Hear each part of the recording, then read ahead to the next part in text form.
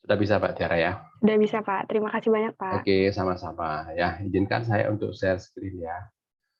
Materinya sudah saya sampaikan, sudah dibagi semua ya ke teman-teman ya. Mudah-mudahan belum sempat dibaca. Kalau sudah sempat dibaca ya nggak usah kita kuliah lagi kira-kira. Baik teman-teman sekalian, nah sebelumnya saya sudah tunjukkan di situ dalam pembentukan basis data Sysmiop kalau kita ngomong ya, pembentukan basis data Sysmiop.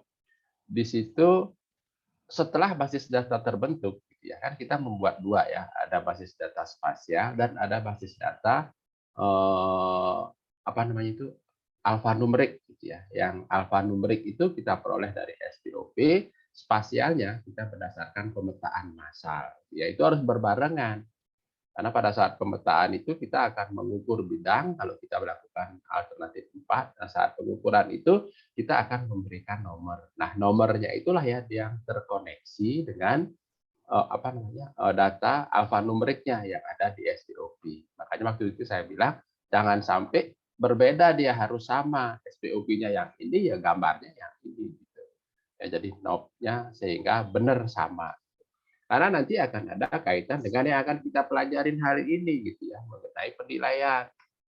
Karena nanti setelah pendataan, sebelum SPPT terbit, kan kewenangan kita dalam sistem official assessment itu kan menetapkan gitu ya. Nah, kalau kita lihat undang-undangnya, penetapan PBB itu berdasarkan NJOP. NJOP berdasarkan undang-undang juga yang menentukan adalah Fiskus. Berarti kan Fiskus yang menetapkan. Nah, untuk bisa menetapkan NJOP itulah kita melakukan penilaian. Ya, makanya di sini saya kasih judul penilaian objek PBB.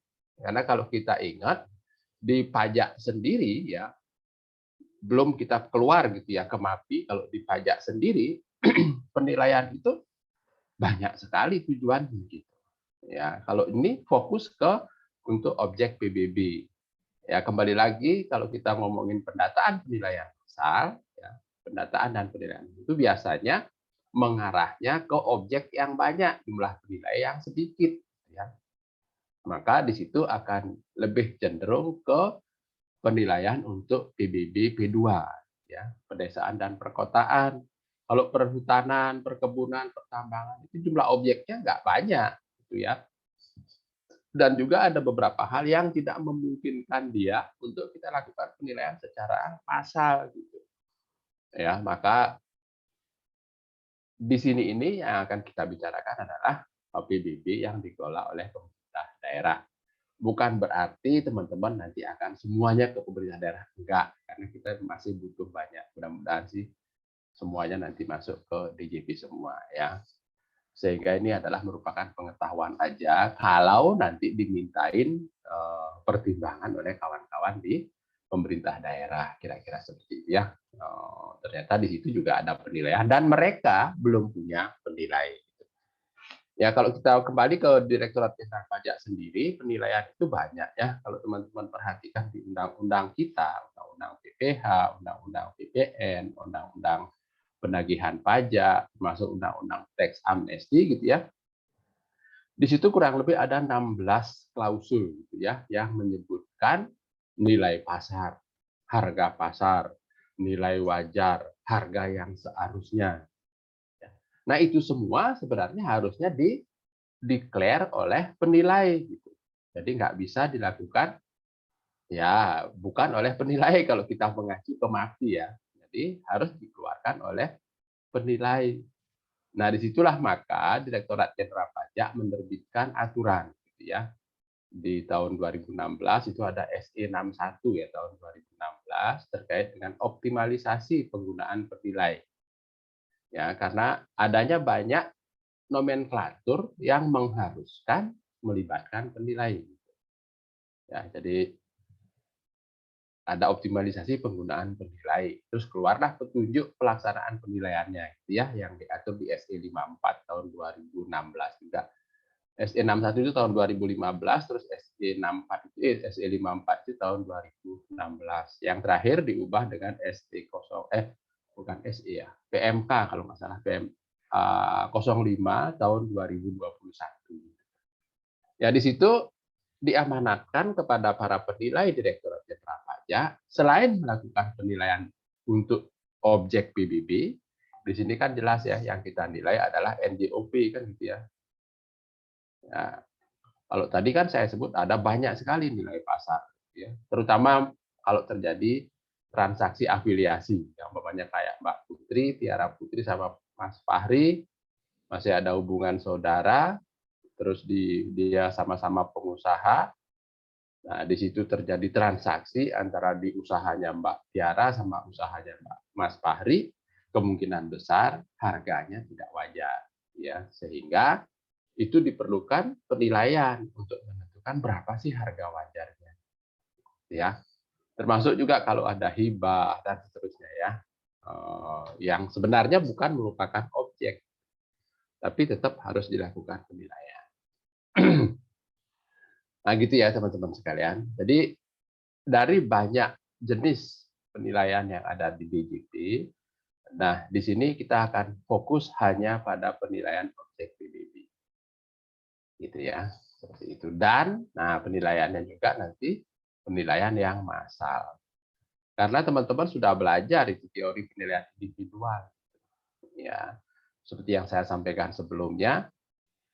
Teorinya sebenarnya individual, tapi karena ketidakcukupan penilai dan banyaknya jumlah objek yang harus dinilai, serta nilainya juga kecil-kecil gitu, maka dimungkinkanlah dilakukan penilaian itu secara massal.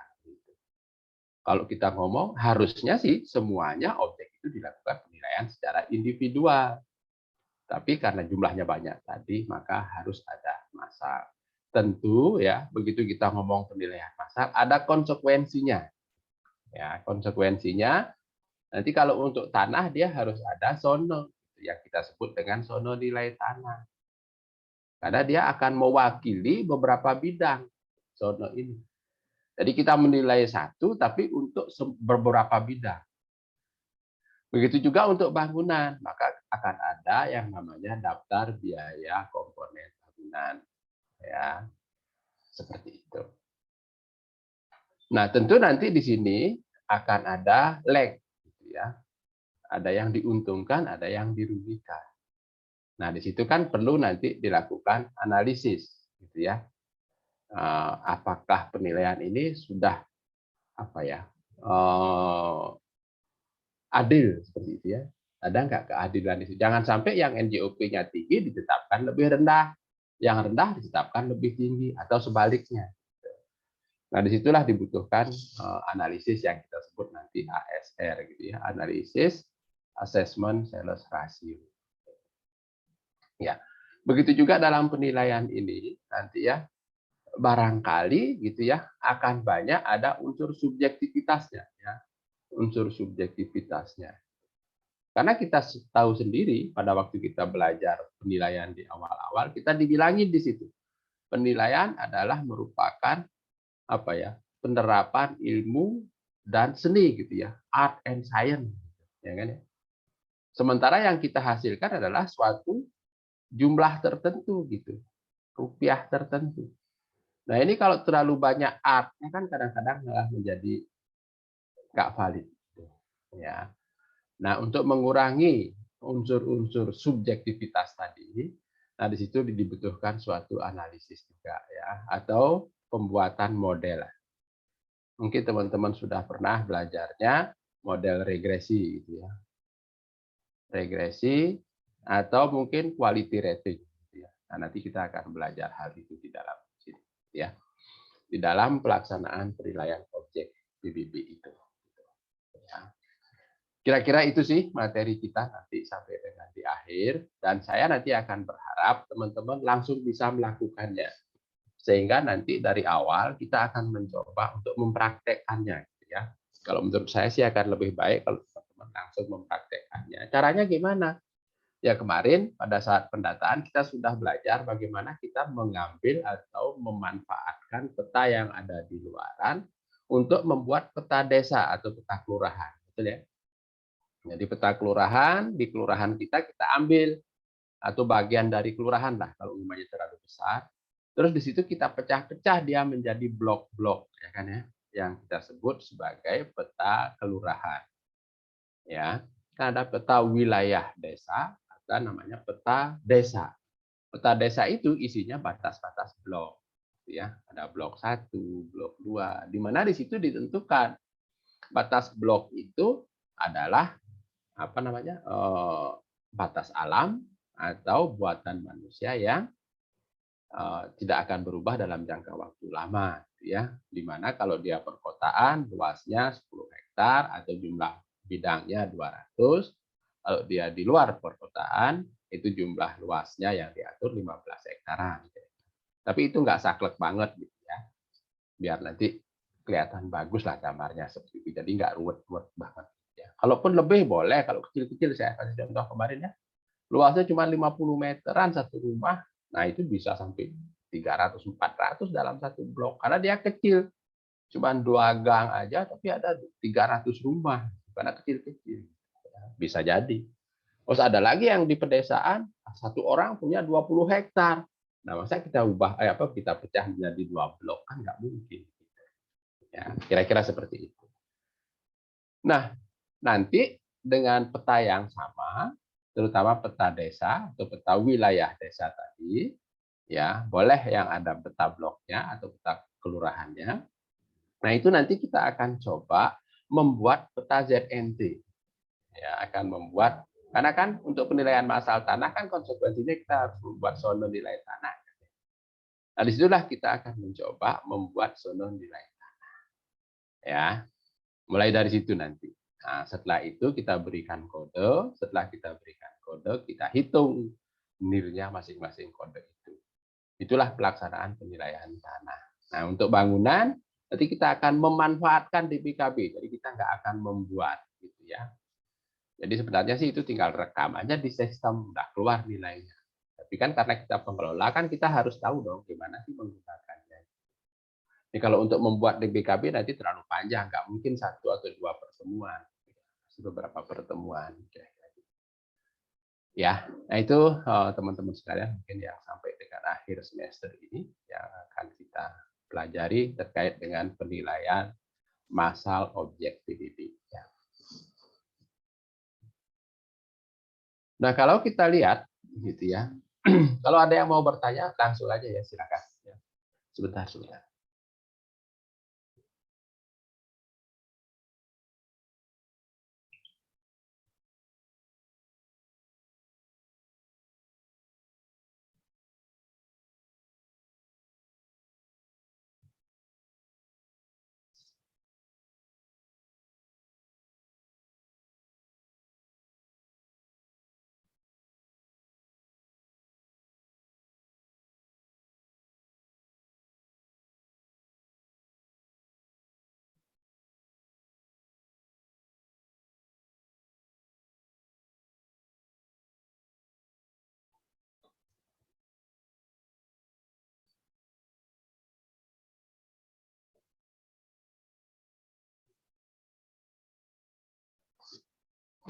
Oke ya. Nah penilaian objek PBB itu ya inilah kira-kira aturan umumnya gitu ya. Di sana dibilang kegiatan yang dilakukan oleh DJP kalau zaman dulu ya, sekarang dilakukan oleh Pemda. Karena PBB 2 itu dikelola oleh Pemda gitu ya. Untuk menentukan NJOP sebagai dasar pengenaan PBB. Nah, disitulah ya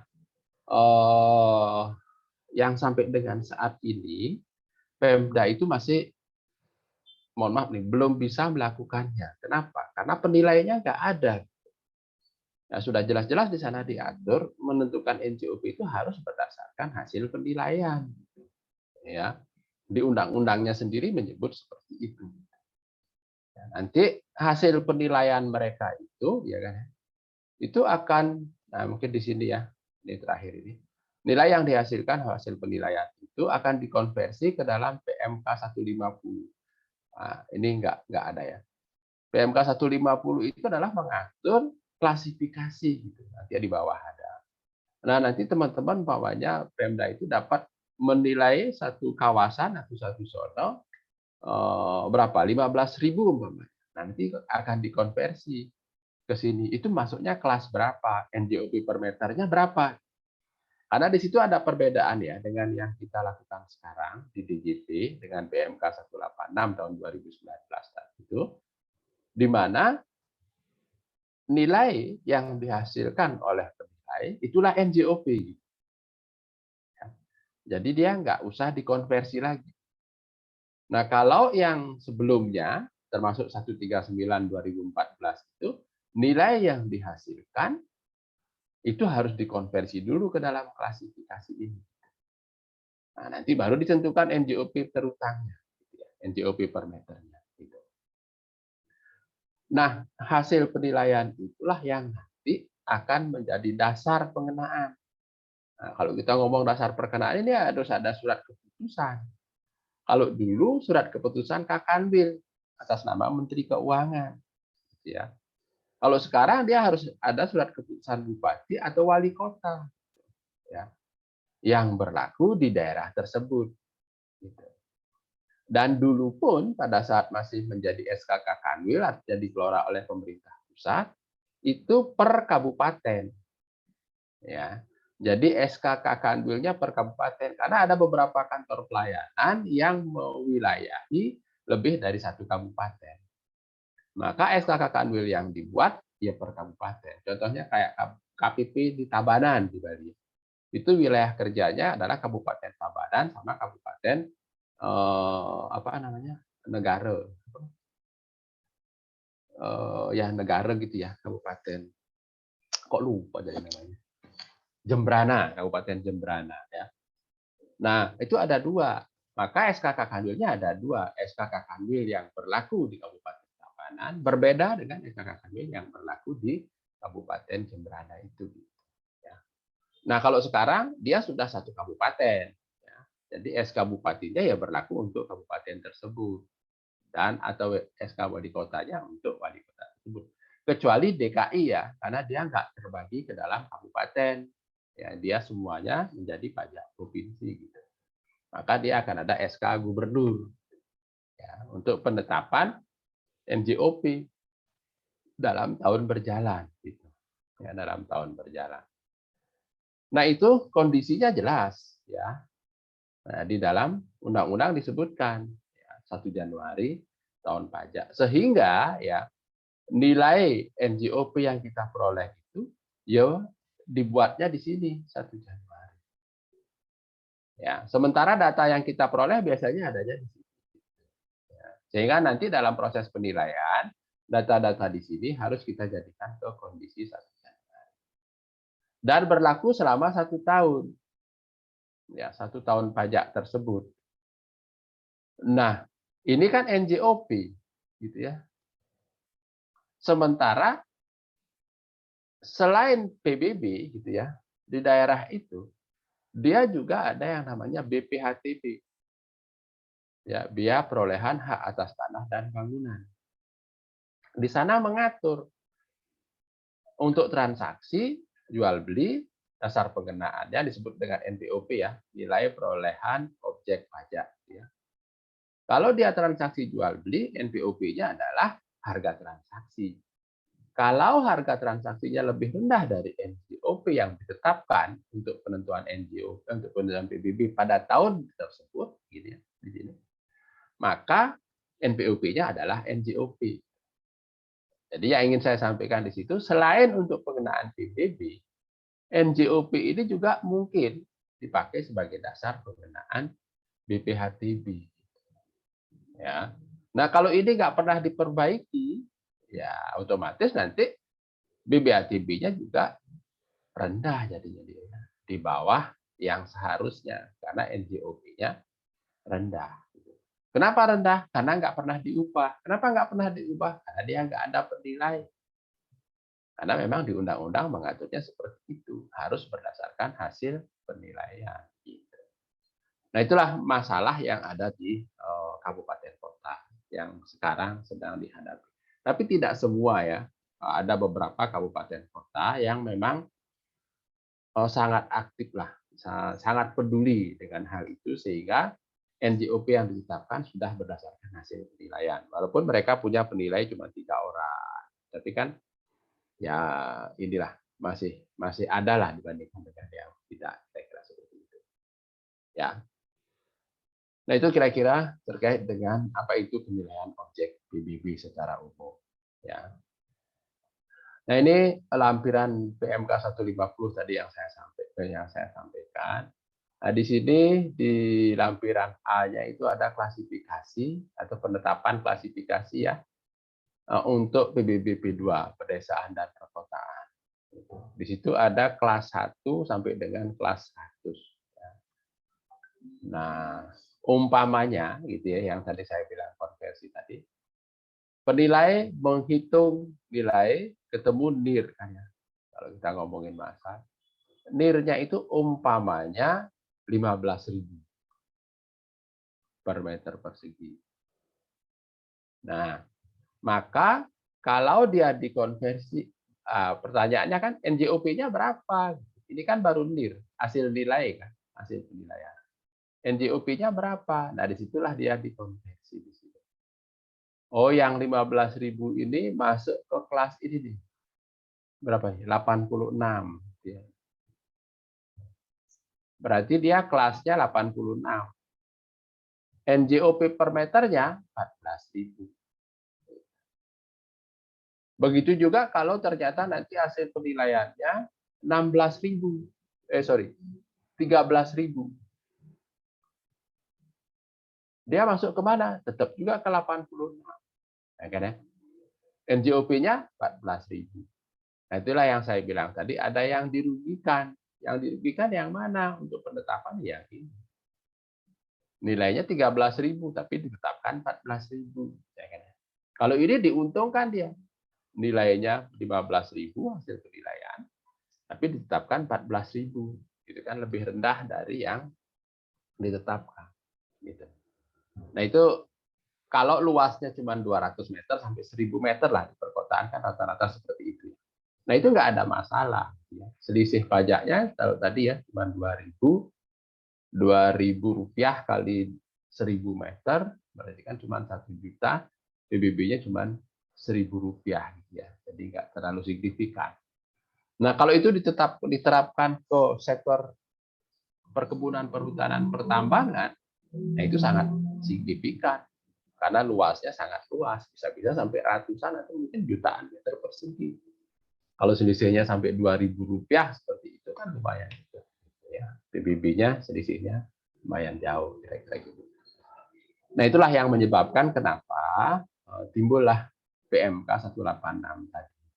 Ya, jadi nilai yang dihasilkan yaitulah NJOP. Ya, klasifikasi yang dibuat hanya klasifikasi objeknya.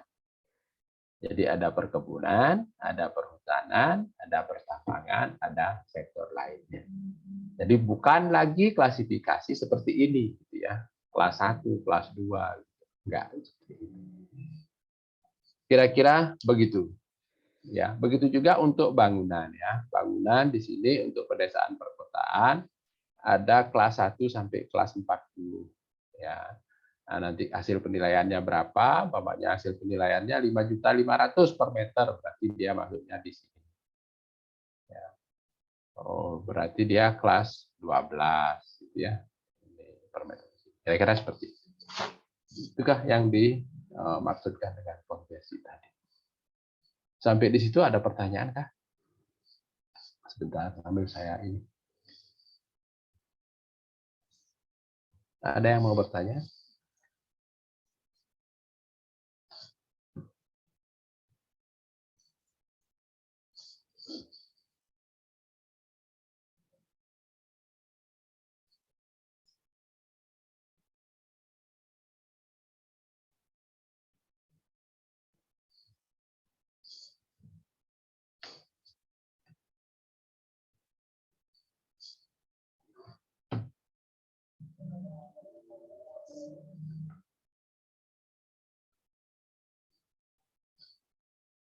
Nah, kalau nggak ada, saya lanjut. Nah, ini kemarin juga sudah keluar di ujian ya. Ada jenis objek PBB.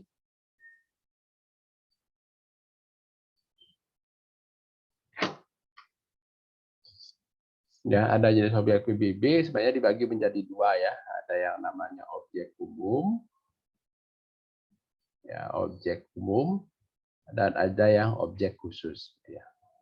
Objek umum itu kita bagi menjadi dua ya, ada yang standar, ada yang non standar. Yang standar itu yang mana? Ya luas tanahnya kurang dari 10.000, luas bangunannya kurang dari 1.000, jumlah lantainya kurang dari 4. Kalau yang non standar ya di luar itu ya, luas tanahnya di atas 1.000, 10.000, bangunannya di atas 1.000, lantainya di atas 4. Yang khusus itu dilihat dari konstruksi dan keberadaannya biasanya ya. Konstruksinya khusus gitu, contohnya kayak lapangan golf gitu ya, atau pom bensin. Dia sama-sama pom bensin, tapi biasanya konstruksinya berbeda dengan pom bensin yang lain, tergantung tanahnya dan seterusnya. Begitu juga dengan lapangan golf, pelabuhan laut, gitu ya, jalan tol, bandara, semuanya beda-beda dia. Ya konstruksi itu ya hanya untuk itu, kira-kira seperti itu. Ya. Sehingga dia disebut sebagai objek khusus. Nah untuk yang objek yang umum, nah yang dapat dilakukan penilaian secara massal hanya yang ini. Yang dapat ya. Tapi boleh nggak dia dilakukan penilaian secara individual? Oh ya boleh. Ya. Jadi boleh aja gitu. Kalau yang lain ya ini harus individual. Ya, yang ini juga harus individual. Sehingga nanti dalam materi kuliah kita di sini kita hanya ngomongin masalah ini. Ya, yang objek umum yang standar. Selain itu dilakukan penilaian secara individual. Yang teman-teman kemarin sudah pelajari. Termasuk yang penilaian objek komersial kemarin. Jangan-jangan komersial itu ada di sini juga. Contohnya kayak ruko. Ya kan ya? Ruko atau perkantoran sewa. Ya belum tentu luasnya di atas 1.000 ya kan. Dan bangunannya juga belum tentu 4 gitu ya. Bisa jadi di bawah 4. Nah, boleh nggak kita lakukan penilaian secara individu? Oh ya boleh. Ya kira-kira seperti itu. Nah, dan juga nanti kalau teman-teman perhatikan untuk DBKB yang standar ya, itu di sana luas bangunan tertinggi ya 1.000. Jumlah lantainya ya 4. Kira-kira seperti itu. Dan biasanya ya untuk memudahkan di dalam pelaksanaan penilaian, karena dulu itu kompetensi si penilai itu nggak sama di seluruh Indonesia, maka selain untuk bangunan ya, DBKB yang standar, DBKB ya, kita juga membuat yang namanya DBKB non standar. Ya. Jadi untuk objek-objek yang non standar ini kita buat daftar biaya komponen bangunan dan tata cara penilaian untuk objek-objek khusus. Nanti kalau teman-teman baca di situ juga ada aturan bagaimana kita menilai lapangan golf, bagaimana kita menilai pelabuhan laut, bandara, jalan tol, pom bensin, termasuk mungkin yang sekarang lagi banyak itu eh, menara BTS itu ya, menara-menara yang seperti itu juga sudah diterbitkan aturannya bagaimana kita membuat atau melakukan penilaian atas objek-objek khusus seperti itu. Kira-kira seperti itu ya. Nah ini teman-teman sekalian terkait dengan objek. Sehingga nanti kita mungkin akan lebih fokus di sini ya. Di dalam pelaksanaan penilaian massa tanah dan bangunan. Pendekatan ya mungkin saya nggak akan jelaskan lagi ya, pendekatan data pasar, pendekatan biaya, pendekatan pendapatan. Tapi pada saat kita melakukan penilaian massal, kita hanya mungkin akan di sini aja. Ya, pendekatan data pasar. Nah, kalau kita belajar teori penilaiannya ya, pendekatan data pasar ini kan sebenarnya bisa kita pakai untuk menilai tanah dan bangunan. Ya. Tanah dan bangunan sekaligus lah kira-kira. Ya, di mana nanti data pasar yang kita peroleh akan kita bandingkan dengan data dari objek penilaian. Nah, umumnya untuk bangunan di Indonesia ini jarang yang sama, gitu ya. Walaupun kita beli rumah-rumah yang klaster, yang dari awal harusnya bentuknya sama dan tidak boleh diubah, gitu ya. Tapi kenyataannya di lapangan nggak seperti itu. Gitu. Ya, banyak bangunan-bangunan itu diubah sendiri oleh si pemiliknya karena dia bilang loh hak saya. Sehingga akan banyak sekali variabel yang harus kita bandingkan. Ya, jadi nggak bisa kita membandingkan jumlah kamar mandinya berapa. Makin banyak jumlah kamar mandi, nilainya makin tinggi. Gitu ya. Agak sulit lah jadinya kita kira-kira seperti itu ya. Begitu juga dengan kamar. Ya, jumlah kamarnya berapa? 3. Tapi ada rumah yang kamarnya 3, ukuran kamarnya cuma 3 meter kali 3 meter. Ada lagi yang bangunan rumah kamarnya 3, tapi ukuran kamarnya 4 meter kali 5 meter. Masing-masing kamar ada kamar mandinya. Yang satu cuma satu aja kamar mandinya di luar lagi.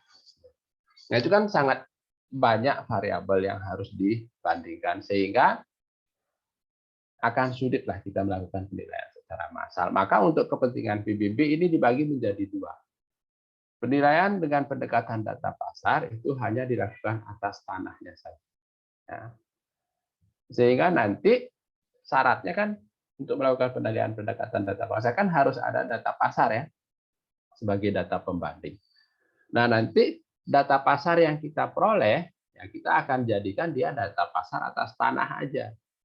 Untuk keseragaman ukuran dalam melakukan pembandingan, maka kita buat harga pasar itu rupiahnya per meter persegi. Ya. Jadi kalau kita dapat berapa, kita bagi dulu dengan luasnya sehingga ketemu. Data pasar tanah rupiah per meter persegi. Nah, bagaimana kalau data pasar yang kita peroleh itu ada bangunannya? Ya, saya yakin teman-teman sudah mempelajarinya, maka akan dikeluarkanlah nilai bangunannya. Sehingga ketemu dulu dia nilai tanahnya saja. Nilai tanah dibagi luas tanah, ketemu apa nilai pasar tanah per meter persegi. Harga pasar tanah per meter persegi. Nah, itulah yang nanti akan kita analisis. Ya, kita analisis dengan teori pendekatan data pasar tadi. Ya. Karena dia penilaian massal, nah nilai yang akan kita peroleh yang kita sebut dengan NIR itu akan mewakili beberapa bidang. Maka NIR ini kita beri kode yang disebut dengan sono nilai tanah. Nah, proses awal, nah inilah yang sulit kalau menurut saya ya. Karena ini ya yang tahu ya hanya orang yang sudah berada di situ, jadi dia tahu persis di lapangannya seperti apa.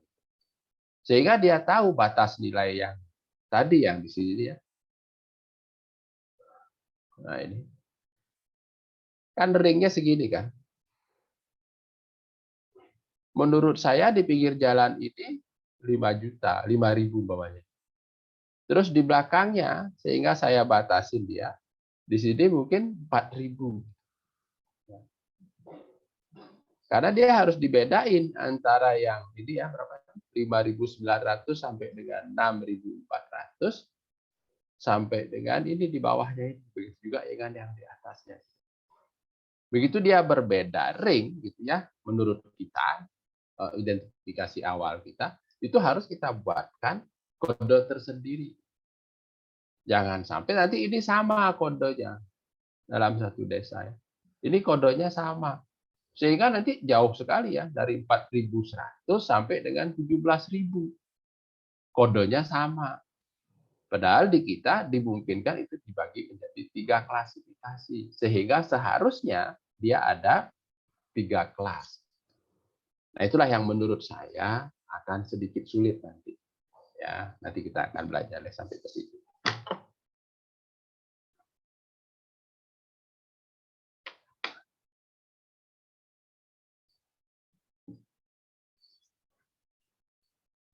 Itu ya. Terkait dengan penilaian data pasar dan yang kita akan membuat soal nilai tanah ya. Nah, kalau untuk bangunannya sendiri nanti kita akan lakukan dengan pendekatan biaya ya. Ini untuk bangunan. Untuk bangunan sebagai objek PBB gitu, ya. Nah, karena kita ngomongnya penilaian massal, maka kita harus membuat suatu standar ya. Kan biasanya disebutnya seperti itu ya, penilaian massa adalah penilaian yang dilakukan secara bersama-sama dalam satu sistem atau standar tertentu. Nah, disinilah yang dibuat dengan DBKB. Gitu. Sepanjang kita melakukan penilaian dengan menggunakan DBKB, nah itu sebenarnya penilaian secara massal. Ya, karena yang dimasalin ini gitu, ya, dibuat standarnya di sini. Kalau yang individual beneran kan kita menghitung pendekatan biaya itu kan kita menghitung betul-betul biaya yang dikeluarkan. Kayak kita membuat RAB gitu ya. Jadi kalau konsultan bangunan itu membuat RAB. Mulai dari pondasinya seperti apa sampai dindingnya, terus nanti sampai ke penutup atap dan finishingnya. Itu dihitungnya semua gitu. Ya, satu persatu. Nah, kita dengan DBKB kita kelompokkan dia. Menjadilah dia komponen utama, komponen material, dan komponen fasilitas. Ya, itulah yang kita kelompokkan di dalam DBKB. Ya, kalau nanti RAB enggak, dia berurutan. Pekerjaan fondasi, ada di situ penggalian, terus pengurugan, pembuatan fondasinya, ongkosnya berapa, materialnya apa aja, seperti itu. Terus sampai ke atas, sampai ke finishing. Nah, itu ketemu nanti. RAB-nya berapa? Oh, saya ingin bangun rumah, RAB-nya kira-kira 200 juta. Nah, itu sudah ada rinciannya itu. Sampai ya semuanya lah ada di situ ya. Itu ada. Tapi kalau di DBKB dia dikelompokkan seperti ini. Nah, mungkin untuk pendekatan pendapatan kita nggak akan bicara ya. Walaupun ini adalah merupakan salah satu pendekatan di dalam melakukan penilaian atas properti untuk tanah dan bangunan. Ya, nanti itu ya silakan nanti dipelajari di materi penilaian tersendiri. Ya, kemarin itu ya penilaian komersial, penilaian untuk apa? Tambang gitu ya. Dan lain-lain. Itu ada pertanyaan, silakan.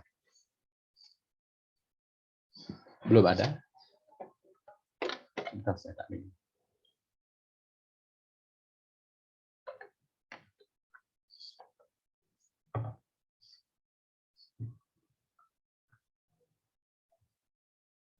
Nah, cara penilaian, nah itu sudah saya sampaikan juga sih tadi ya. Ada penilaian massal, ada yang individual. Nah, di sini ya, penilaian yang sistematis untuk sejumlah objek pajak, gitu ya. Jadi ada beberapa objek pajak itu. Sebentar ya, sebentar.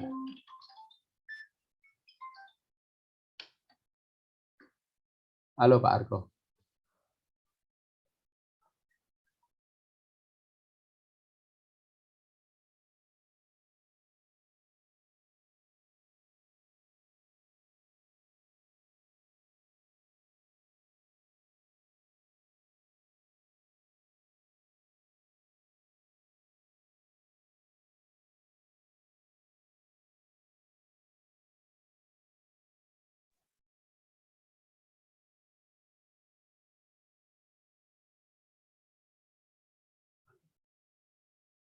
Ya, mohon maaf tadi ada telepon.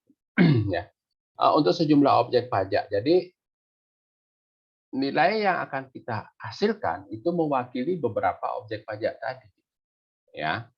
Kayak tadi makanya untuk tanah kita harus membuat sono gitu ya. Karena satu nilai mewakili sono itu. Ya. Terus dilakukan pada saat tertentu, saatnya sudah jelas gitu ya, yaitu 1 Januari tahun pajak. Ya, secara bersamaan, nah itu dengan menggunakan suatu prosedur standar. Nah, inilah prosedur standar yang kita buat, diatur di dalam SI tadi. Nah, nanti makanya teman-teman saya minta tolong untuk membaca di CAP 533, terus ada SI turunannya yaitu SI 25 yang sudah saya bagikan di situ. Terus juga ada SE 55 tahun 99 ya, udah lama sih itu ya, tapi sampai dengan saat ini masih dipakai biasa.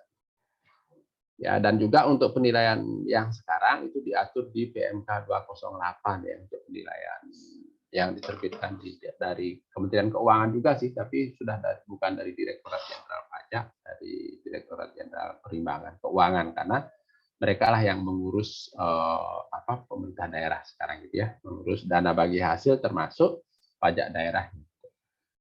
Ya, prosedur yang dalam hal ini tidak disebut dengan CAV gitu ya. Kalau kita sudah kita konversi CAV ini ke dalam Sismio. Gitu ya. Nah, disitulah nanti kalau untuk bangunan khususnya, nah itu akan ada DBKB, di mana DBKB-nya itu kalau dalam KAP itu dilakukan analisis berdasarkan BOW namanya ya, BOW mungkin teman-teman sudah pernah belajarnya. Nah, di situ akan dibagi gitu ya. Ada ongkos gitu ya, terus ada material. Ongkosnya ya mulai dari tukang, ada kepala tukang, gitu ya, ada mandor dan ada pembantu tukang, ya pembantu tukang. Kalau materialnya yang dibutuhkan sesuai dengan apa ya komponen yang kita buat, kayak fondasi, fondasinya apa, materialnya apa, tukang yang dibutuhkan berapa. Nah di sini ada analisisnya, mereka ada prosentase-prosentase tertentu. Untuk membuat fondasi mungkin yang dibutuhkan banyaknya pembantu tukang. Ya, karena gampang kerjaannya kan cuma gali terus naruhin batu. Di mandor persentasenya kecil. Ya, dan seterusnya. Seperti itu. Ya, kalau individual ya sudahlah teman-teman sudah mempelajarinya, yaitu di mana kita menghitung semua karakteristik dari objek pajak itu. Ya, jadi terserah kalau kita mau pakai apa yang terpasang ya kita harus hitung terpasang berapa. Itu teman-teman sekalian terkait dengan cara penilaian. Yang nanti akan kita bahas di sini adalah penilaian secara massanya. Nah ini dari CAP 533 saya ambil gitu ya. Apa sih penilaian individual dan apa penilaian massa gitu. Ya nanti ya buat tambahan aja ya penjelasan saya tadi. Ini juga disebutkan di sini ya berdasarkan NIR terdapat pada setiap ZNT. Maka untuk penilaian tanah kita harus membuat ZNT tadi. Sedangkan bangunan berdasarkan DBKB. Ya, ini kita akan memanfaatkan DBKB bukan membuat ya. Kalau yang ZNT kita akan buat. Bagaimana kita membuat? Karena di situ ada kemungkinan dua ya. Ada pembentukan, ada pemutakhiran. Pembentukan seperti apa, terus pemutakhiran seperti apa. Kira-kira seperti itu. Nah, prosedur penilaiannya kurang lebih seperti ini, teman-teman sekalian. Ya, untuk penilaian apa masalah tanah. Ya. Penilaian masalah tanah. Akhirnya kita akan membuat laporan penilaian. Ya, yang isinya antara lain adalah peta ZNT. Begitu kita ngomong peta ZNT, di situ akan ada petanya yang berisi kode ZNT dan NIR-nya. Ya, dan NIR-nya gitu ya. Nilai indikasi rata-rata untuk masing-masing kode itu berapa? Ya, nah ini. Nah, di awal ya, kalau kita pembentukan kita akan mulai dari pekerjaan persiapan. Ya, persiapan itu selain kita mempersiapkan sarana dan prasarana gitu ya. Mungkin belangko-belangko, terus termasuk petanya, peralatan dan seterusnya lah ya. Itu kita melakukan orientasi lapangan. Nah, inilah biasanya yang paling lama ya, membutuhkan waktu yang banyak. Karena apa? Jangan sampai kita salah menetapkan zone. Jadi kita ngomongin dalam masa pembentukan ya, pembentukan baru gitulah kira-kira. Jadi belum ada ZNT-nya. Kalau sekarang sih sudah sebagian besar ada, tapi kemarin itu ya 2 minggu atau 3 minggu yang lalu kita ada diklat dengan kawan-kawan dari Pemda, itu ada banyak daerah yang ternyata masih banyak belum sismiop. Artinya dia belum punya peta ZNT. Maka dia harus melakukan pembentukan ZNT. Nah, orientasi lapangan di sini ini yang akan kita dapatkan apa? Ini. Batas ZNT. Nah, inilah yang menurut saya sangat sulit kalau kita tidak hafal betul wilayah.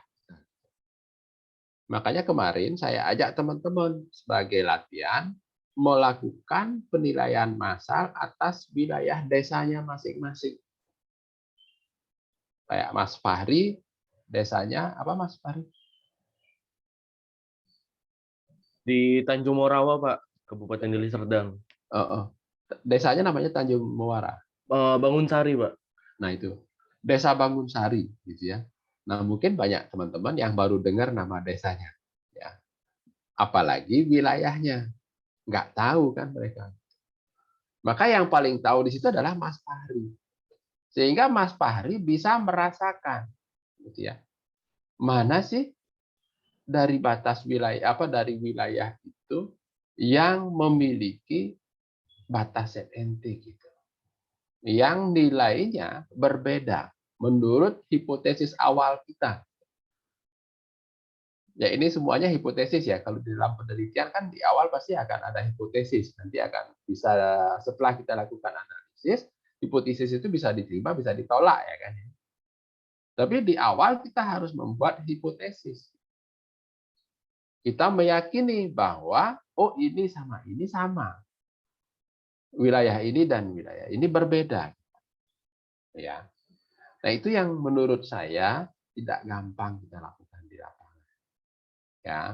Sehingga nanti akan ada batas-batas ya, batas-batas pembuatan zona. Ya. Di mana zona nilai tanah itu akan dibuat dalam satu wilayah desa. Jadi enggak per kabupaten seperti yang ditunjukkan di peta kemarin itu ya, yang dibilang janggal satu kabupaten. Memang sih hasilnya nanti dalam satu kabupaten, gitu yang saya bilang tadi ya. SK bupatinya berlaku dalam satu kabupaten. Tapi di dalam pembuatan klasifikasi tadi dilakukan per desa, ya itu. Sehingga nanti kode-kode yang kita buat di dalam satu desa, ya. Itu yang sedikit agak krusial di dalam kita melakukan pembentukan ZNT tadi. Ya. Mana sih batasnya? Di sini kan disebut batas imajiner ya, sehingga nggak harus dia berupa batas alam, itu nggak harus. Ya, jadi boleh aja dia batas tembok orang, pokoknya nggak ada masalah. Yang dibatasin di sini, dia tidak boleh memotong bidang kepemilikan. Ya, jadi tidak memotong bidang kepemilikan. Artinya ini rumahnya Mas Fahri, gitu ya. Umpamanya, ini jalan di sini. Ya, di jalan seperti itu. Terus di sebelahnya ada rumah saya, mamanya. Rumah saya seperti itu. Di sampingnya ada rumah siapa lagi, Mbak Tiara.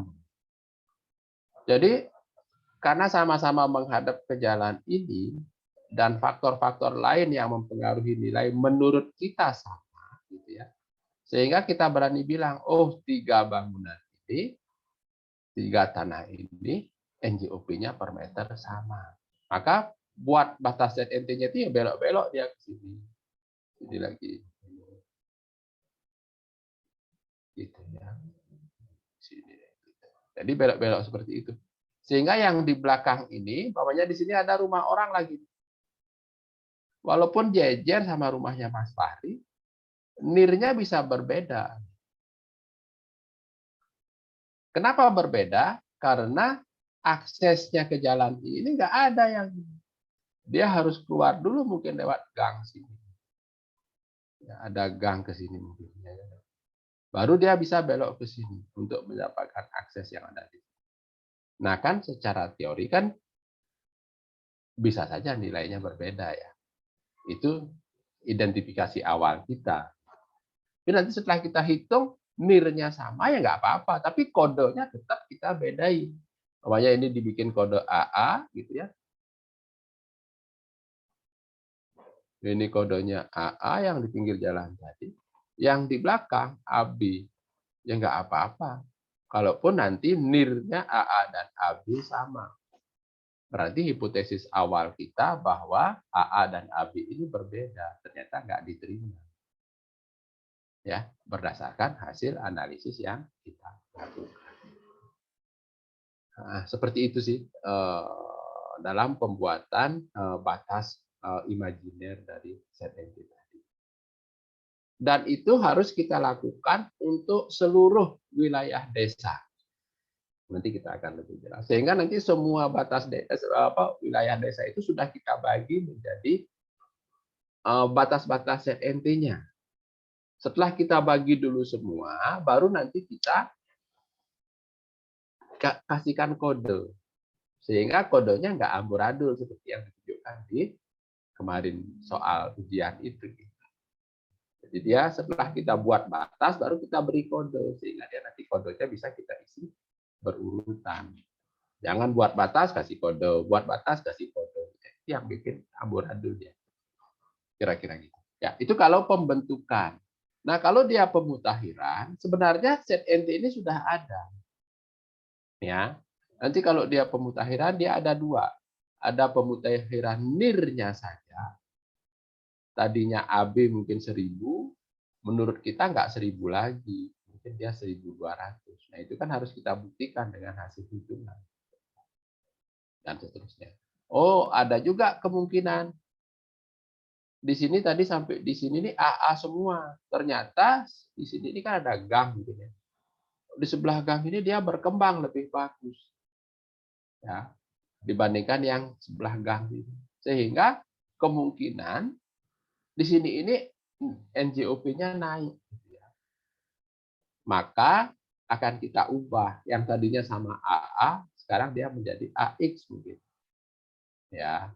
Nah, ini AX ini berapa itu harus kita hitung. Dan objek-objek mana yang menggunakan AX itu harus kita identifikasi lagi. Makanya saya bilang di sini kemungkinan ada dua, ya. Ada yang pembentukan, ada yang pemutakhiran. Nanti akan kita detailkan bagaimana kita pada saat pembentukan dan bagaimana kita saat pemutakhiran.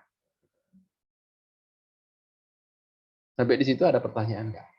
Sebelum saya lanjut.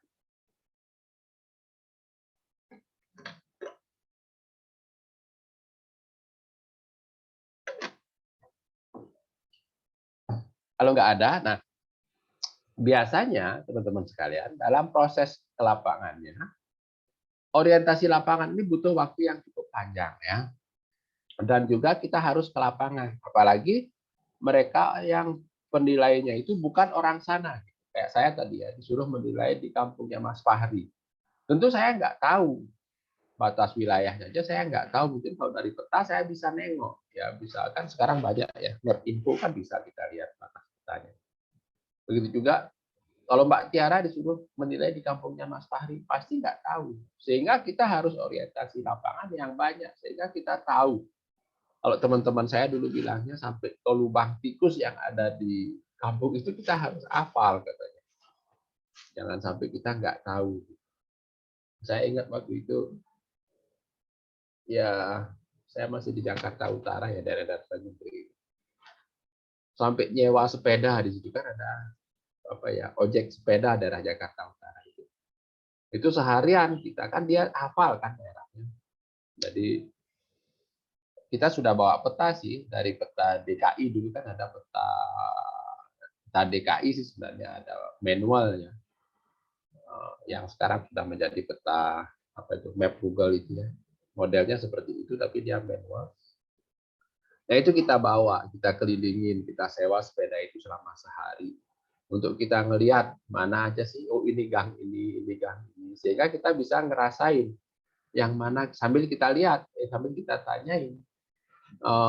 Di sini berapa ya harga pasarnya? Di sini berapa ya harga pasarnya?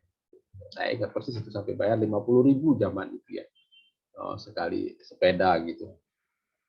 Tukang sepedanya senang, ya kan?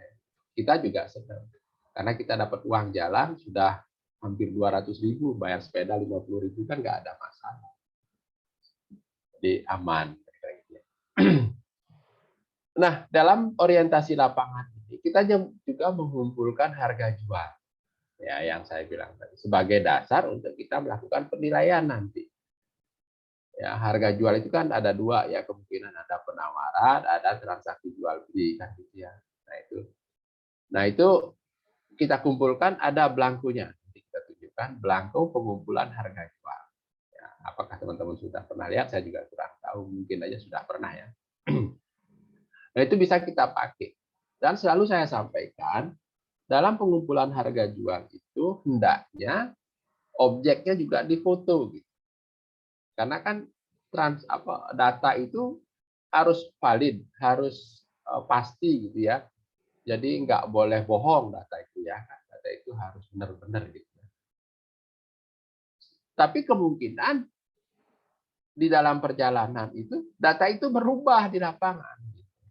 Ya, umpamanya sekarang masih tanah kosong dijual belikan. Lalu kita pakai sebagai alat analisis kita, sebagai salah satu data untuk analisis kita. Tahu-tahu pada saat diperiksa oleh BPK, gitu, umpamanya ya, diperiksa kita, atau WP-nya keberatan, ternyata data yang kita pakai sudah ada bangunan. Gitu. Nah, sehingga kan tentu harganya berbeda. Gitu. Karena saya ingat persis waktu itu kita pernah menilai yang di Senayan, itu namanya lapangan tembak ya, teman-teman pernah lihat yang sekarang menjadi hotel atlet gitu kan, ya, yang di Senayan. Nah, pada saat kita lakukan penilaian, dia masih tanah kosong. Jadi nilainya tahu-tahu untuk pengenaan pajak tahun tersebut, di tahun itu dibangun. Di tengah-tengah tahun dibangun, nggak sampai setahun jadi bangunan. Nah, di situ kita diperiksa oleh BPK dan dianggap kita merugikan keuangan negara. Karena sudah ada bangunan kok, NJOP dan PBB-nya masih tanah kosong. Nah, di situ untung waktu itu yang kita ingat di pasal 8 tadi ya. Saat yang menentukan adalah 1 Januari dan pada saat penilaian memang dia masih tanah kosong. Cuman sayangnya waktu itu kita nggak ngambil fotonya. Kita nggak melampirkan fotonya itu yang. Tapi sebenarnya mereka udah tahu dia nggak kita aja gitu ya. Nah, balik lagi ke sini. Nah, itu kita kalian mengumpulkan harga jual sehingga nanti pada saat proses penilaian di sini kita udah gampang lah. Harga jual udah kita punya. Harga data pasar ya. Nah, kita buat kompilasinya, terus kita rekapitulasi, kita lakukan penyesuaian di sini ya, jenis data dan waktu. Nah, itu sudah pasti bisa kita lakukan. Karena jenis data udah jelas ada 2 ya, transaksi jual beli kah atau penawaran. Ya udah bisa kita sesuaikan. Terus waktu udah jelas karena tanggal penilaian kita adalah tanggal 1 Januari ya, tahun pajak. Sementara data-data yang kita peroleh adanya sebelum 1 Januari. Nah, ini kan tinggal kita bawa ke sini dia ya. Kira-kira gitu. Sudah Pak. Nah, nanti kita akan memperoleh nilai pasar tanah per meter persegi yang saya bilang tadi. RP per meter persegi tanah kosong ya dalam kondisi 1 Januari ya, harga pasar. Ya, sudah kita sesuaikan. Nah, nanti data-data yang kita peroleh ini kita tempelkan, kita taburkan di peta desa yang kita buat. Nah, disitulah diharapkan data-data yang kita peroleh itu tersebar secara merata. Kalau bisa sih di setiap NIR itu ada datanya. Sehingga sesuai dengan konsepnya, NIR itu adalah nilai indikasi rata-rata. Dari mana? Dari harga pasar. Nah, kalau dalam satu NIR itu kita sudah mendapatkan 3, namanya kayak ini ya. Oh, wilayah ini namanya ya, jalan. Ini kita kasih kode AA. Di sini kita udah ketemu 3 data pembanding. Di sini 1, di sini 1, di sini 1. Nah, kan kita ketemu berapa nilainya, tinggal kita rata-ratakan aja ya, tambahkan bagi 3. Nah, itulah NIR-nya. Tapi kan untuk seperti ini kan nggak gampang. Tidak semua wilayah ada, terutama daerah-daerah yang pedesaan. Ya. Jangankan mendapatkan setiap set entry. Ya, dalam satu desa aja kadang-kadang cuma beberapa biji aja. Dan itu pun informasi selain dari penawaran. Jual beli pun nggak ada, karena nggak ada orang jual beli. Penawaran pun jarang, karena jarang orang jual tanah di situ. Terus kita peroleh dari mana? Nah, sumber lain lah, ya. Umpamanya kayak tadi ya, kita tanya orang yang tahu di situ siapa, Pak Kepala Desa umpamanya, atau Pak RT-nya umpamanya, atau orang-orang yang ya banyaklah orang-orang yang di lapangan yang biasanya mengetahui harga tanah seperti itu. Nah, itu bisa kita pakai sebagai data pembanding. Ya, nah lalu kita lakukan analisis. Nah, di dalam analisis ini kita diajarkan di aturan itu, karena tadi ya penilaian itu berdasarkan satu aturan. Nah, kita diminta untuk memilih 3 data pembanding minimal, ya, 3 data pembanding. Nah, nanti tentu akan ada daerah-daerah yang tidak ada data pembandingnya. Maka di sana dibolehkan kita membuat objek acuan. Ya. Nah, nanti dalam pertemuan berikutnya nanti akan kita ceritakan seperti itu. Nah, dari situ kita lakukan analisis sesuai dengan pendekatan data pasar, ya. Nanti faktornya apa aja. Nah, itu teman-teman lagi yang tahu. Ya, mungkin di tempat Mas Fahri, keberadaan jalan di depan tanah itu sangat berpengaruh. Makin lebar jalannya, makin mahal tanahnya. Tapi kalau di tempat Mbak Tiara Putri belum tentu. Bisa jadi keberadaan jalan sama aja. Ada jalan dan tidak ada jalan, nilainya sama aja. Karena tanah masih kosong semua. Jadi harganya sama. Nah, itu kan beda-beda. Ada juga yang ternyata kalau tanah itu lokasinya lebih rendah dari jalan, nilainya rendah. Tapi untuk daerah tertentu, bisa jadi begitu lebih rendah dari jalan, nilainya lebih tinggi. Contohnya kayak di daerah-daerah Ubud, yang kemarin ada beritanya ada tanah longsor. Gitu ya. Justru makin dekat dengan Sungai Ayung itu, nilai tanahnya mahal. Padahal itu turun ke bawah seperti itu. Di jalan raya Ubud itu, turun ke bawah, di bawah belakang-belakang. Lebih mahal dibandingkan dengan di atasnya. Kenapa? Karena orang memilih beli tanah di bawah itu, suasananya suasana kampung banget, terus ada pemandangan sungai tadi yang airnya jernih. Nah, itu umumnya dibuat sebagai villa. Makanya teman-teman kalau nginep di Ubud, sekali-sekali kalau pergi ke Ubud gitu ya, villa-villa yang di sana itu lebih mahal dibandingkan hotel-hotel yang ada di pinggir jalan. Ya, jadi dan biasanya di situ dibikin tempat yang bagus lah. Karena kemarin itu kan yang tradisional, jadi cuma diuruk, di beton tipis seperti itu, sehingga kalau hujan, ya akhirnya seperti itu ya, ada korban seperti itu. Nah, itu kan beda-beda. Gitu. Yang tahu siapa? Ya teman-teman sendiri gitu. Ya, saya tahu di Ubud seperti itu gitu, karena saya orang sana. Jadi saya tahu. Gitu. Kalau di Denpasar ya harus sama dengan jalan atau lebih tinggi sedikit dari jalan. Jangan terlalu jauh tingginya. Gitu. Kalau terlalu jauh tingginya harus dipendekin lagi, karena kalau enggak nanti bikin jalan masuk ke rumahnya itu harus ada di dan seterusnya gitu ya. Kira-kira seperti itu teman-teman. Jadi faktor-faktor yang mempengaruhi nilai yang nanti akan kita lakukan analisis di sini ini ya kan terkait dengan faktor ya. Biasanya kita bagi menjadi 3 atau 4 ya. Selain tadi di sini ya nih jenis data dan jenis waktu dan waktu. Nah, biasanya di situ akan ada faktor fisik gitu ya. Ada faktor fisik. Fisik itu banyak. Luas mungkin, lebar depan gitu ya, kesuburan gitu ya, bentuk tanah. Banyak sekali lah. Jadi ada faktor-faktor yang melekat di tanah itu ya kita sebut sebagai faktor fisik gitu ya. Ada faktor lingkungan, ya, lingkungan. Keberadaan tanah itu kan nggak bisa kita pindahkan, ya. Maka lingkungan itu sangat berpengaruh.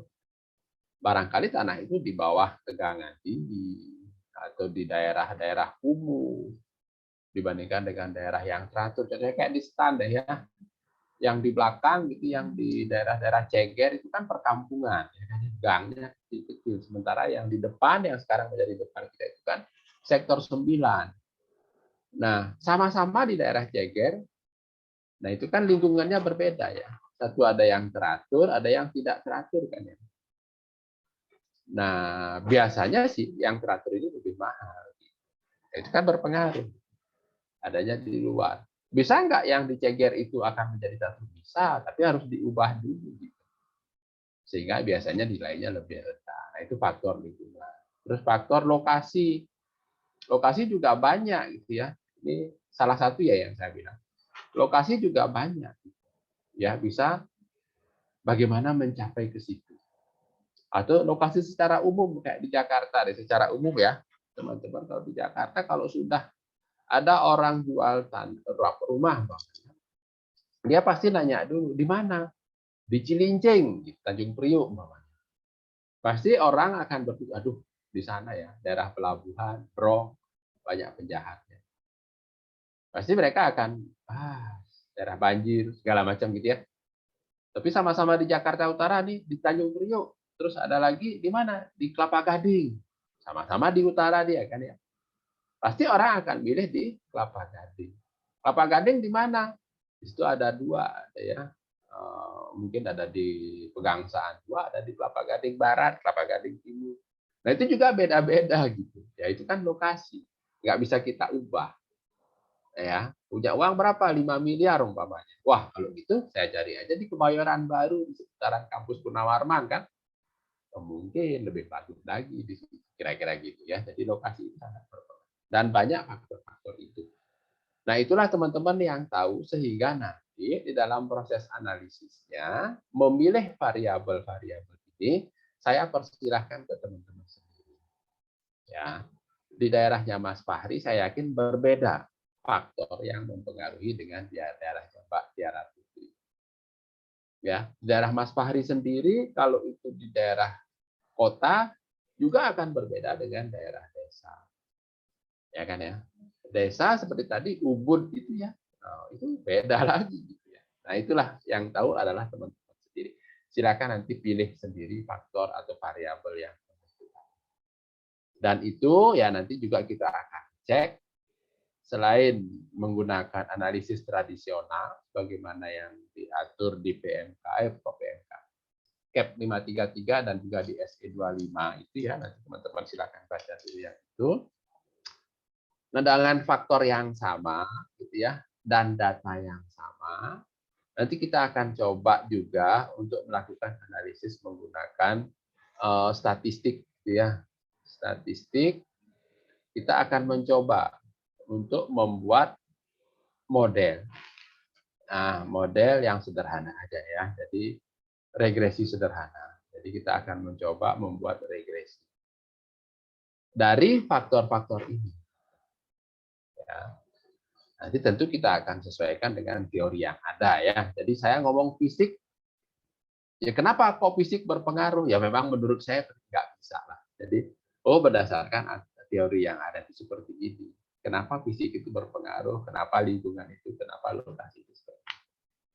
Nah, itu nanti kita akan mencoba membuat persamaan regresinya dengan data yang sama. Makanya saya harapkan nanti teman-teman di dalam mengumpulkan data, tolong agak banyak gitu ya. Biasanya kalau dia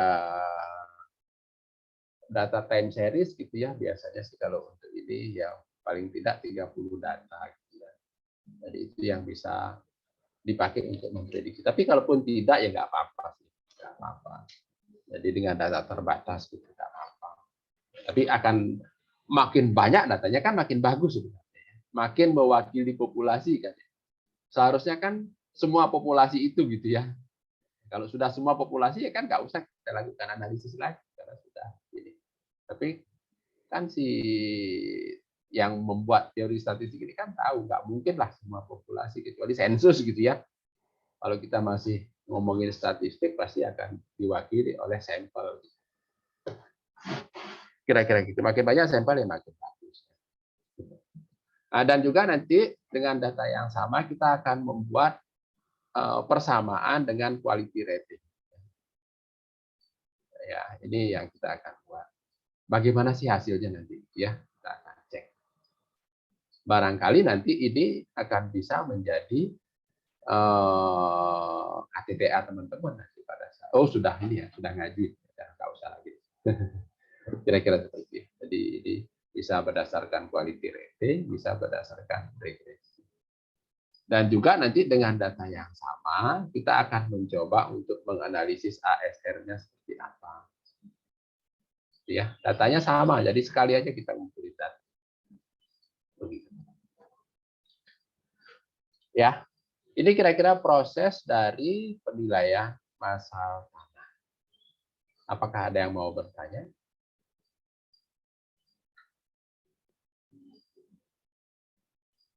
sambil saya ngisi itu ya, absen ya. Takutnya kelewatan.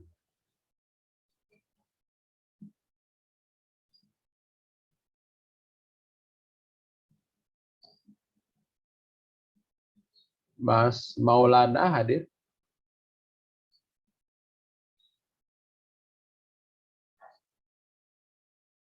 Hadir Maulana?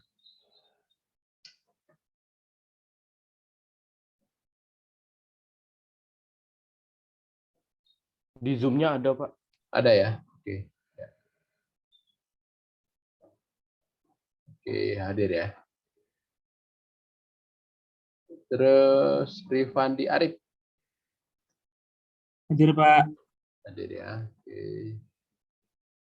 Tiara Putri hadir. Hadir, Pak. Oke, Mbak. Makasih. Semuanya hadir ya.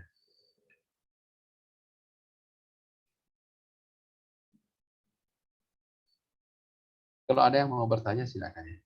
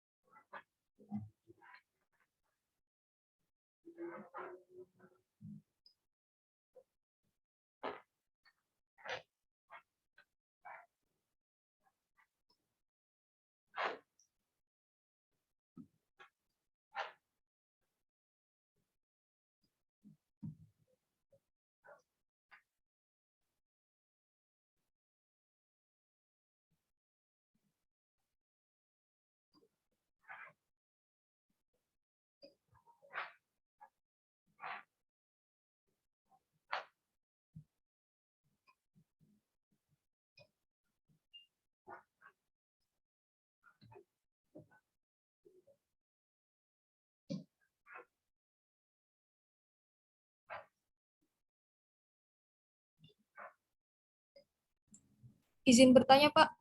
Silakan, Mbak. Kemarin itu menurut informasi dari Dosko, untuk UAS penilaian massal kan katanya mau PPIMK ya, Pak. Terus suruh mengumpulkan 30 data pasar. Nah, untuk hal tersebut ini apakah ada kriteria kriteria tertentu mengenai misal transaksinya jual beli atau boleh penawaran gitu, Pak? Oke, ya. Mulai start-nya itu kira-kira kapan ya, Pak? Ya. Oke, Mbak. Siapa? Mbak Okta ya? Mbak Oktaviana Rizal ya. Oke, betul ya. Nanti kita akan seperti itu. Makanya tadi saya ajak teman-teman, kita akan membuat penilaian massal tanah yang diawali dengan pembuatan batas ZNT dilanjutkan dengan pengumpulan harga transaksi ya. Harga transaksi itulah yang saya bilang minimal 30 tadi. Mulainya kapan? Ya setelah ini. Setelah ini teman-teman kan sudah bisa membayangkan apa yang akan kita buat ya. Jadi mengumpulkan data transaksi. Data transaksi itu ada dua macam ya tadi ya. Ada data transaksi jual beli dan boleh juga data penawaran atau data lain gitu ya. Kadang-kadang untuk daerah tertentu kita nggak dapat ya data penawaran. Apalagi transaksi jual beli. Nggak ada orang jual tanah. Terus gimana? Nah, kita bisa mendapatkan data berdasarkan informasi dari orang-orang yang kita anggap memahami gitu ya. Namanya Bapak Kepala Desa atau mungkin orang-orang apa ya, Pak RT, Pak RW yang dari situ. Jadi itu boleh ya. Jadi data itu boleh. Tapi yang paling bagus kan ya data jual beli. Tapi turunannya ya data penawaran. Kira-kira gitu. Jual belinya pun bukan dari notaris itu. Kalau kita ngomong yang dari notaris kan kadang-kadang tadi ya di awal saya sudah sampaikan kemungkinan ada berbeda lah kira-kira gitu ya. Yang ditulis di akte notaris dengan yang terjadi sebenarnya gitu. Karena orang-orang kan cenderung mengurangi pajak lah ya, mengurangi pajak. Jadi Mbak Okta seperti itu ya. Jadi data kalau bisa sebanyak-banyaknya minimal lah 30 gitu. Sumbernya bisa dari mana saja gitu ya. Terdiri dari data transaksi jual beli atau data penawaran atau data lain. Data lainnya dari mana? Yaitu tadi sumber-sumber lain selain penawaran yang kita peroleh. Karena nanti tidak tertutup kemungkinan loh ya, untuk daerah-daerah tertentu saya nggak tahu di tempatnya Mas Fahri, Mbaknya Tiara, Mbak Okta, apakah ada gitu. Kalau di Denpasar, saya disuruh nyari data transaksi, banyak sekali. Saya pernah ngumpulin data transaksi di Denpasar dalam 1 tahun itu sampai 6.000-an transaksi ya, tapi sebelum COVID ya. Dalam 1 tahun 6.000-an transaksi gitu. Itu kan banyak sekali ya. Jadi masih bisa lah kita pilih dari data. Tapi nanti kalau daerah tertentu agak sulit juga kira-kira. Ya Mbak ya. Berarti kalau misal kita pakai data yang dari BPHTB gitu, nggak boleh ya Pak? Data dari BPHTB maksudnya? Kan kalau misal di BPHTB itu ada kayak harga transaksi gitu Pak, buat apa? Buat NJOP-nya.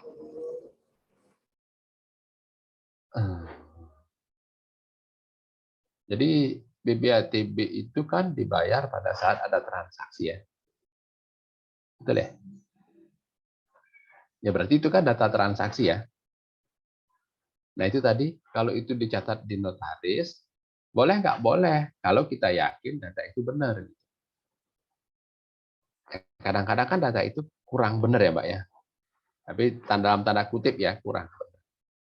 Tapi boleh aja, nggak ada masalah data itu. Menurut saya justru itu yang bagus, karena itu memang sudah data transaksi, ya kan Mbak. Namanya Mbak Okta beli tanah ke Mas Fahri. Nah, pada saat itu kan, karena Mbak Okta beli tanah, berarti kan Mbak Okta terutang BPHTB ya. BPHTB itu dasar pengenaannya tadi yang saya bilang adalah nilai perolehan. Kalau kebetulan itu transaksi jual beli, NPOP-nya sama dengan harga transaksi. Tapi kalau harga transaksinya di bawah NJOP, dia akan pakai NJOP. Nah, itu kan panjang ceritanya. Kalau betul-betul itu harga transaksi, kenapa tidak? Malah itu yang kita cari. Padahal kalau sebenarnya sih ya, harga transaksi yang paling pas itu kan yang kita peroleh kan dari penjual sama pembeli ya. Kita tanyain, kamu jualnya berapa, kamu belinya berapa, itulah yang pas. Ya, kadang-kadang dia belanjanya 500 juta, dibikinnya 200 juta di akte notaris. Nah, kalau kita pakai akte notaris kan ya jauh gitu kan ya. Kira-kira gitu sih, Mbak. Ya. Baik Pak, terima kasih. Oke. Yang lain silakan.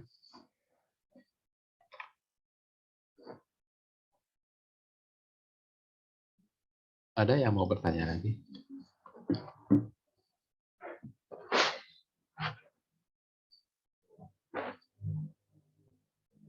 Ya, kalau nggak ada, nah teman-teman sekalian, nanti minta tolong dibaca ya.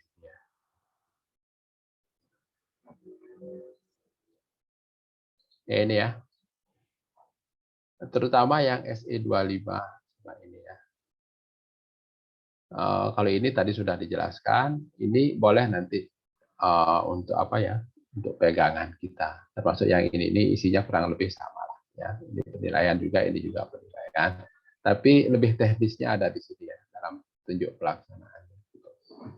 Silakan nanti teman-teman dibaca sehingga nanti kita pada saat pertemuan berikutnya kita akan langsung masuk ke penilaian tanah. Ya, penilaian masalah tanah dengan membuat ZNT. Ya, di situ ada diatur ya batasan-batasan pembuatan zona nilai tanah, termasuk nanti CAP 533 kan sudah ya, sudah dibaca duluan. Ya, bagaimana nanti kita membuat sehingga nanti yang kita harapkan hasilnya yaitu apa namanya itu peta ZNT. Ya, dari sini nanti kita akan membuat peta ZNT per desa ya. Ya, desa teman-teman masing-masing gitu ya, dari wilayahnya masing-masing. Nah, nanti di sini akan kita lakukan analisis, kita akan ketemu NIR-nya. Nah, untuk bisa menganalisis ini kita harus didukung oleh data. Nah, itulah minimal 30 data tadi. Ya, yang harus kita buat. Ya, dari 30 data ini kita akan lakukan analisis begini juga. Nanti dari data ini juga kita akan lakukan quality rating. Kita juga akan lakukan ASR, kita juga akan lakukan regresi dari data yang sama, sehingga kita sekali aja. Kira-kira seperti itu. Ya. Tapi untuk bisa seperti ini ya teman-teman mesti baca dulu aturan-aturan yang ada di sini. Karena secara teori teman-teman udah pegang, sudah kuasai teori penilaian pendekatan tata pasar. Tapi untuk implementasi dari itu, teori itu ya adanya di sini, terutama yang dua ini. Ya. Kira-kira seperti itu.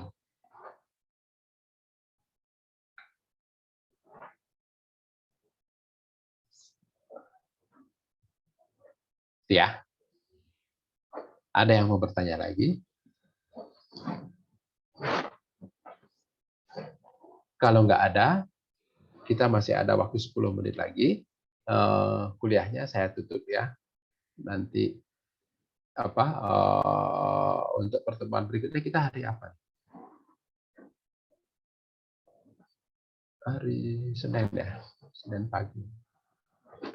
Ya, nanti kita ketemu lagi. Kita akan masuk ke materi penilaian masalah tanah. Ya. Kira-kira gitu dari saya untuk hari ini. Kalau teman-teman nggak ada pertanyaan lagi, saya kira hari ini cukup. Sampai ketemu nanti di pertemuan berikutnya minggu besok ya. Selamat siang, salam sejahtera buat kita semua. Terima kasih ya. Selamat siang, terima kasih Selamat Pak. siang, terima kasih banyak, Pak. Terima kasih, Pak. Sama-sama.